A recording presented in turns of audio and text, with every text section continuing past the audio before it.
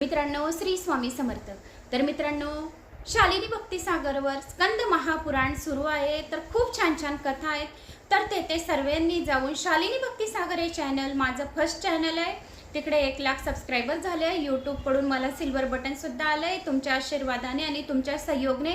तर तुम्ही परत स्कंद महापुराण शालिनी भक्तिसागरवर ऐका।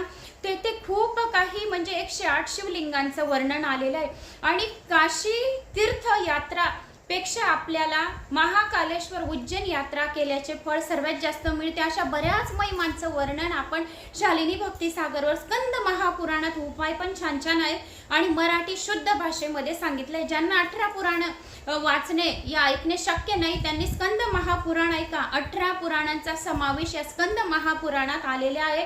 तर खूप छान आहे। तर सर्व भाविक भक्तांनी शालिनी भक्तिसागर या चॅनलला जाऊन स्कंद महापुराणाचा लाभ घ्यावा। तेथे बऱ्याच काही वर्णन भरपूर अधिक मासचं वर्णन सुद्धा आता छान छान आलंय। शिप्रा नदी काय एवढी महत्व आहे, उज्जैनचे महाकालेश्वर आणि काशी तीर्थ यात्रा।